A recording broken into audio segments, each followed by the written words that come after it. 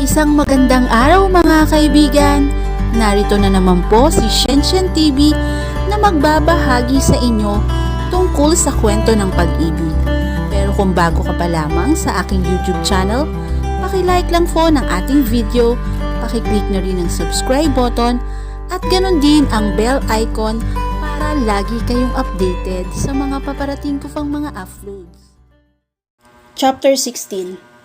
Pagsapit ng alas 4 ng hapon, may lakas na akong lumabas.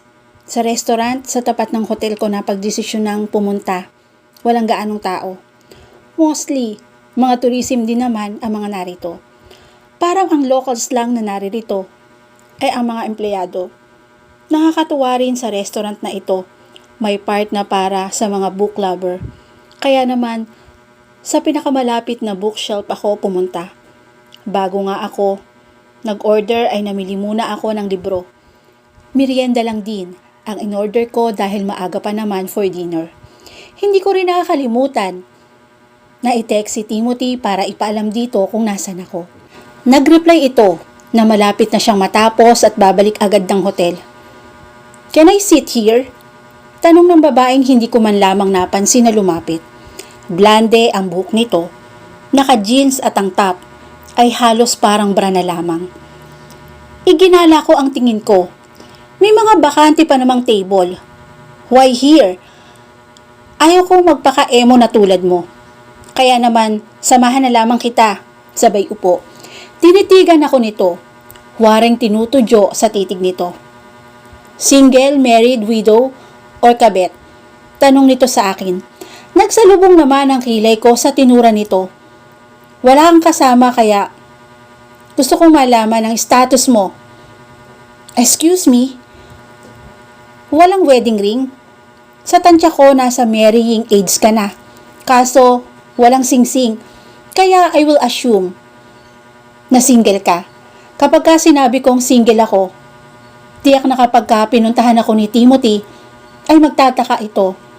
Pero well, sino ba naman siya? Para pakaisipin ko pa. Diba? Single. Really? No boyfriend? Ako kasi marami eh. Marami? Well, kilala ako rito sa Altabara bilang kabit ng bayan. Nandito ako dahil hindi ako sinipot ng kabit ko na owner ng restaurant na to. Kulang siguro sa himas kaya naman nagtampo. Napangiwi ako. Hindi ko sure kung totoo ba ang sinasabi ng babae. Parang hindi naman kapani-paniwala. Ayon yon sa asawa niya. Kilala ko rin ang asawa niya. Kaya siguro hindi ako pinuntahan ng boyfriend ko. Dahil pinigilan ng asawa niya. Kapag ka nakita ako niya, tiyak kong lalabas na naman ang pagiging dragona niyan. Humagik-gik pa ito. Bakit parang proud pa siya na another woman siya? Ganun na ba ang sistema ngayon? Sa tingin mo pa lamang ay parang hinuhusgan mo na ako eh. Hindi naman ako kumakabit for no reason. Ay wait, ako nga pala si Miriam. Ikaw? I'm Claudette, tipid na sagot ko. Nice name. Sarap sigurong iungol niyan. Humagik-gik pa ito. Napansin siguro nitong hindi ako komportable sa mga salita niya. Kaya muli siyang nagsalita. Bakit? Nababastusan ka ba sa bibig ko? Okay lang naman yun eh. Mabastusan ka sa mga sinasabi ko kung never ka pang nakasubo ng, alam mo na. Miriam, saway ko sa babae. Naglabas ito ng sigarilyo at sinindihan niya yon.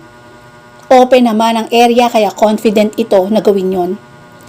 Mabalik tayo sa usapan. Gusto mo bang malaman kung bakit ako kumakabit? Bakit? Dalawa lang yan. Hindi kasali sa option ko ang love. Yung isa, dahil sa pera. Yung pangalawa, dahil sa, alam mo na, grabe naman to. Ang ganda-ganda. Pero yung lumalabas sa bibig niya, ay hindi maganda. Sorry, laking kalye kasi ako eh. Yung naririnig ko sa mga magulang, environment ko, ay na-adapt ko pero huwag ka mag-alala. Mabait naman ako eh. Pera at sex. Sa dalawang yon, sex lamang ang nagugustuhan ko. Hindi ko naman kailangan ng pera. Sabi ko nga, may ipon ako. Kaya pa ng ipon ko ang 1 taong katamaran ko. Then after 1 year, need na ulit magpakaalipin sa trabaho. Yes, iyon lang ang ginugusto ko. Wala namang magmamahal sa katulad ko na kung sino-sino na ang mga dumali. That's not true. Baka kailangan itigin mo lang yan. Yung ginagawa mo. Wow! Ang lakas ng loob ko na magsabi ng ganon samantalang pareho lang din naman kami. Ang pagkakaiba lang ay kung sino-sino ang nakakarelasyon. Ako naman ay si Timothy lang. Worse is brother-in-law ko pa. Naku, malabo yan. Nandito ka naman eh. Munti ko pang maibato sa gulat yung librong hawak ko. Sumulpot na kasi sa harap namin yung babaeng tinuro nito na legal wife raw. Chill sis, hindi kasi nagpunta ang asawa mo sa apartment ko eh. Naisip ko na baka pinipigilan mo. Kaya ako na lang ang nagpunta rito. Biglang sumakit ang ulo ko. Paano nakukuhang makipag-usap ni Miriam sa legal wife na napakahinahon at napaka-honest pa? Ang kapal ng mukha mo. Hindi ka na nahiya? Gusto mo ba tuluyan na kitang ipakulong? Bakit naman? Ito naman, masyadong mainit ang ulo. Nangako lang naman kasi yung asawa mo na ibibili daw niya ako ng bag. Nagpawaks pa nga ako eh. Tingnan mo, nagpawaks pa ako ng chimenea ko para lang masulit yung gastusin niya sa akin pero hindi naman sumipot. Napasinghap ako nang damputi ng legal wife ang in-order kong juice at isinabo yon sa babae. Malagdi ka, Miriam. Bakit kailangang asawa ko pa ang dikdikitan mo? Ha? Tigilan mo na kami. Huwag mong sirain ang relasyon naming dalawa. Oh, teka lang. Pues galingan mo kasi. Next time, manood ka sa amin para alam mo kung gaano katakaw sa sex ang asawa mo. Palibhasa kasi, hindi man lang mapagbigyan. Kaya ayun, humahanap ng ibang babae. Kulang sa giling. Tama na! Singit ko sa usapan. Kung sino pa yung wala sa lugar, siya pa yung matapang. Siya na nga yung mali, siya pa yung magaling mag-trigger. Hindi deserve ng babae ang ganon na basta-basta na lamang minumura o binabastos ni Miriam. Kasama ka rin ba niya? Baka naman balak mong i-offer din itong asawa ko. Lah, bakit ako nadamay? Nananahimik ako rito. Customer lang po ako. Mabilis na ani ko. Hindi ko naniniwala. Matalim na ang tingin ng legal wife. For sure pareho lang kayo ng babaeng ito. Mahilig manggamit sa mayayamang tao. Parang linta na kumakapit sa mga lalaking may asawa na para lang sa luho ninyo. Tumatawa lang si Miriam habang ako ay napapanganga sa bintang nito sa akin. Mga babaeng ginagamit ang katawan para lang sa pera. Malalandi kayo. Mga agaw. Akmang itatapo naman sa akin ang cake na nasa plate na order ko nang may umawat na sa babae. How dare you! Para pagsabihan ng ganyan ang asawa ko. Matalim ang tingin ni Timothy. Hindi ko napansin na nanginginig na pala ang kamay ko. Ang librong hawak ko kanina ay nabitawan ko na. Mga agaw! Oo, iyon na ako. Pagkatapos naming ipagpatuloy ni Timothy ang bawal na relasyon na ito, hindi ako mukhang pera. Pero dahil tinatamasa ko ang mga bagay na hindi ko naman nakukuha noon, mukha na rin ba akong pera? Malandi. Ouch! Never ako nakipagrelasyon. Walang sumulpot na lalaki sa ospital nung mawala ang alaala ko. Ibig sabihin ay hindi ako nagkaroon ng kasintahan. Hindi ko alam kung naging nobyo ko yon, yung nakakuha ng virginity ko. Si Timothy lang ang lalaki sa buhay ko. Malandi na ba ako ganon? Wow! Gwapo, mukhang maraming pera. Nakangising ani ni Miriam. Who the fuck are you? Sigaw ng legal wife. Binitawan ni Timothy ang kamay nito saka siya lumapit sa akin at inalalayan ako ng tumayo. I'm her husband. Sino ka para pagsalitaan ng ganon ng asawa ko? Galit ito, sa galit nito'y mukhang nakalimutan ng hindi niya ako asawa. Hindi niya dapat ipagsigawan ang kasinungalingang yon dahil alam naman namin sa sarili naming hindi yun totoo. Mrs., I don't know her. Ituro ko kay Miriam na tumawa lang. Huwag mong ibunton ang galit sa akin. Mahinang ani ko. Oh God, I'm sorry Iha. Hindi ko sinasadya. Nilamon lang ako ng galit ko dahil sa babaeng ito. Nasaan na yun? Hindi man lang namin napansin na nakuha nang umalis ni Miriam. Nakatakas ito ng ganun lang. Sorry, muntik mo na siyang saktan. Tapos, sorry lang? I'm really sorry. Nangingibabaw ang galit ko sa kabit ng asawa ko. Sana, mapatawad niyo ako. Ang kapal kasi ng mukha niya na magtungo pa rito para ipamukha na siya ang kinababaliwan ng asawa ko. Napakabastos nilang dalawa. Napakabastos nila. Umiiyak na siya. Napahikbi na rin ako dahil sa takot, sa galit nito kanina. At awa na rin sa sitwasyon nito. Alam ko, kapag ka nagkabukuhan kami nila Meredith, masasaktan ng kapatid ko na tulad sa pinagdaraanan sa sakit ng babae. Nasaan ang manager ng restaurant na to? Sigaw ni Timothy. Tim, okay ka lang? Halika na. Alis na tayo. No, I need to talk to the manager now. Tim, she's the owner. Matalim ang tingin na tinignan nito ang babae. You are the owner? Yes. Perfect. Sa'yo ko na lamang sasabihin ito. Titiyakin kong magsasara ang restaurant mo. Let's go. Ginagap ni Timothy ang kamay ko at hinila na paalis. Mabuti nga at nakuha ko pang kuhanin ang gamit ko bago tuluyang hilahin ng lalaki. Pinasakay sa kotse nito at bumalik sa hotel na nasa kabilang side lang ng kalsada. May tinatawagan na ito. May connection nito. Balak talagang ipasara ang restaurant. Sa hotel room na ako naglakas ng loob na magsalita. Huwag mo na yung ituloy. Galit lang yung tao na pumunta. Dahil yung kabit niya pumunta pa dun sa restaurant niya. Galit ako dahil dinamay ka niya. Kung hindi ko siya napigilan, ay baka kung napano ka na. Timothy, relax. Isipin mo rin naman yung mararamdaman niya. Dumating sa restaurant yung kabit ng husband niya. Proud pang sinabi na kabit siya.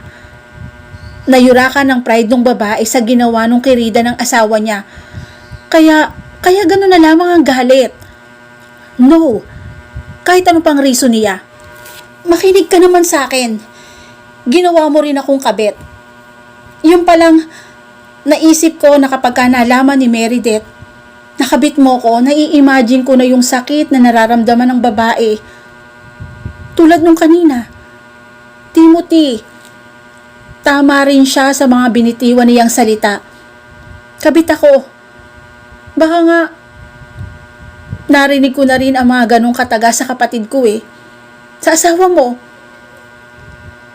Hindi ka sabi kabit eh. Hindi ka kabit. Hindi mo matanggap na ang tamang tawag sa akin ay kabit. Dahil ba ayaw mong matawag na cheater?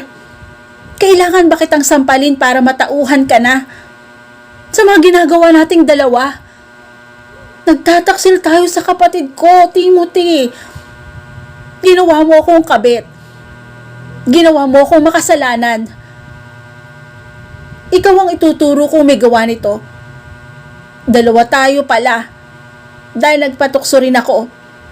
Hindi mo maunawaan yung nararamdaman ng legal wife na asawa. Nung na-witness ko, ang mga pag-uusap nila kanina, nagigilty ako sa kapatid ko.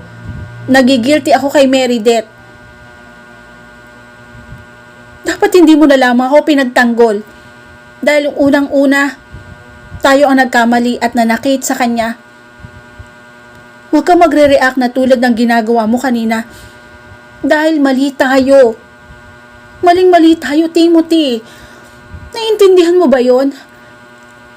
Tanggapin mo yung galit kasi nakapanakit tayo. Huwag tayong tutulad doon sa babaeng kabit ng asawa niya. Hindi tayo dapat maging proud sa pagkakamali natin.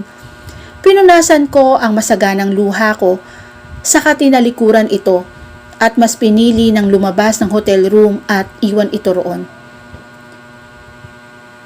Miss Annie,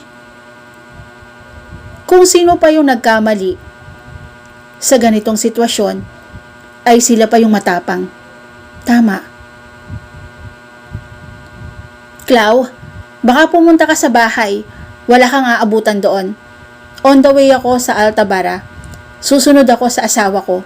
Yun ang mensahe ni Meredith habang kasulukuyan akong narito at umaatungal ng iyak sa garden ng hotel dahil sa disappointment sa sarili ko. Pinunasan ko ang luha ko. Kailangan kong kunin ang gamit ko sa silid ni Timothy dahil hindi pwedeng makita ni Meredith ang mga yon. Uuwi na lamang ako. Tapos kukunin ko ang gamit.